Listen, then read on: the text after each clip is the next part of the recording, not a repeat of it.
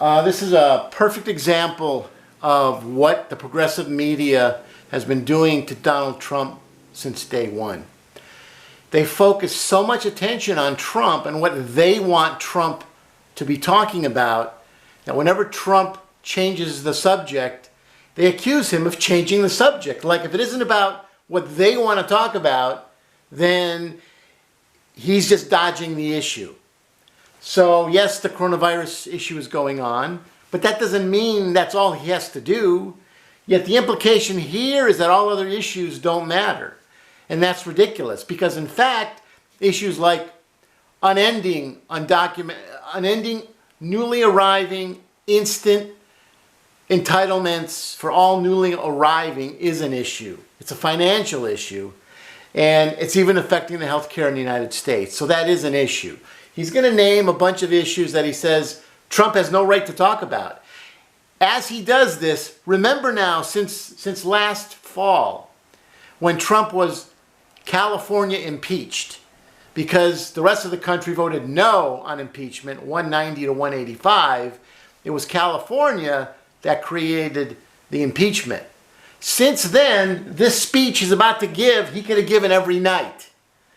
Oh, Trump's trying to distract from impeachment. Oh, Trump's trying to distract from the coronavirus. It's always about Trump trying to distract from the progressive agenda. This is a perfect example. This speech could have been given any time. This is like I can't think of the word. Doggone it. This is one of those boilerplate speeches. It's a boilerplate speech that could have been given at any time in the last 5 months. Think back. If Trump had tried to shut down the economy just before the Super Bowl or even earlier, let's not forget February 12th when the Democrat House Judiciary voted to overturn Trump's international travel ban. Let's not forget the recent news story that if we'd shut down the economy 2 months earlier, 36,000 more people would have lived. What they don't tell you is, what if we'd done it any later? We might have lost hundreds of thousands of people.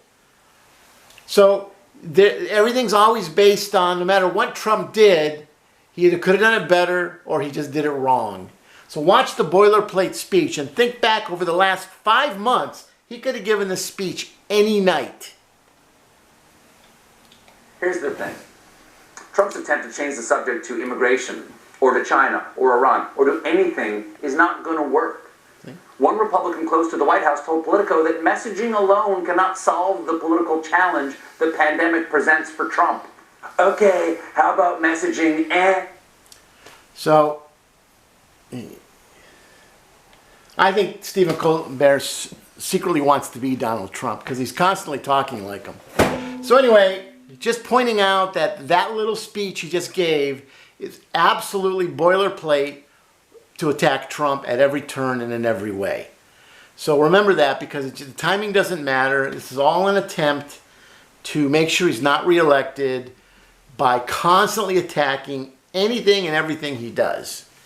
And actually, let's play it one more time just so you can really listen to it. How it's a boilerplate speech. He can give the speech anytime. He could have given it any time during the impeachment hearings that went on for 7 months from beginning to end. The investigation through the hearings, through everything. I think it went six months, right? And then the pandemic started, and again, they could do the exact same thing. So let's just play it one more time. Solve the political challenge the pandemic presents for Trump. Okay, how about messaging and sitting on my enormous dimpled keister? Because I'm willing to do anything as long as it doesn't involve doing... I didn't go back far enough, apparently.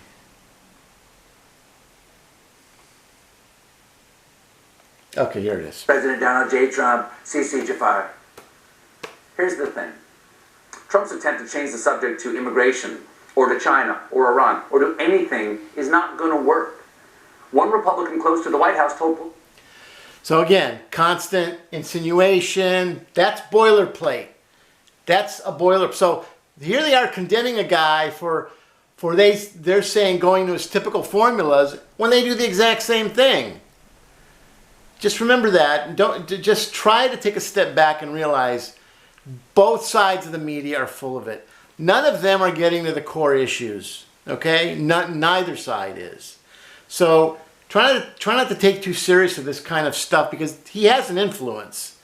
He has a nightly audience, and he sounds funny, and and people laugh, and they go, whoa, and they all hate Trump because of him.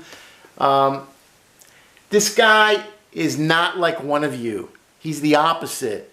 If you're over 40, over 45, over 50, this is not your friend, because the rest of his life is set up.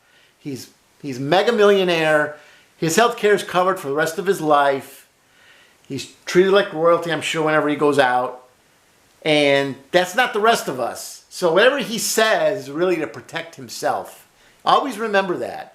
Because this clown never talked about senior abuse that we now know has been going on for years, right? And we know that in the Democrat Progressive Party, helping immigration, helping the newly arriving by giving them entitlements from day one, something my own immigrant parents didn't get, and neither did yours. Any immigrants who came to the United States legally between 1950 and 1970 got no entitlements when they first got here, okay? And yet, the Progressive Party now not only is demanding all newly arriving be allowed in, but that they get entitlements. And then they try to compare them to our parents who didn't get any. And they're doing this because they know they're going to get those people to vote. Those who arrive, newly arriving, will most likely vote Democrat for the next 30 years, especially if they're bribed with money and things when they first get here. That's what this is about. So this constant gaslighting of our president is to cover up their own mistakes. Donald Trump's the one who's been saying for years we need more manufacturing back in the United States. Not him, not any of the progressives have been saying that. And that's what would have prevented the shortages that occurred. China just held on to their product once they realized they had something going on, some kind of pandemic or epidemic locally. They held on to their product. So why is that Trump's fault when we had a Democrat in office for the last 8 years before who had plenty of time to get things set up to try to get business back to the United States?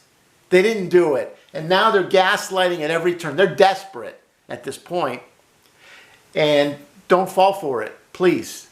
The reality is we should have a better manufacturing base in our own country. That's the bottom line. That's Trump's #1 issue. His #2 issue was let's reduce unending undocumented migration because it costs money to take care of these people when they come in. They have kids. They may have kids within a year or two of getting here, and then nobody wants to see the kids suffer. But I'll tell you something, all you news reporters and budding news reporters who go around doing stories about victims who came here in the last few years, why is it that that's always going to be more important than people who paid into this country for 50 years, came legally here, and then we treat them like trash the last 5-10 years of their life? Why? When you get to be that age, you're going to go, wow, I followed this kind of a jerk who's going to have his own financial freedom for the rest of his life, while I'm now being pushed off to the side. I'm going to get worse and worse coverage as I get older, because that's what's happening. And that's what even killed my own mom. So be careful of these people. They're charming, funny, bright, whatever. They ain't you. And always remember that.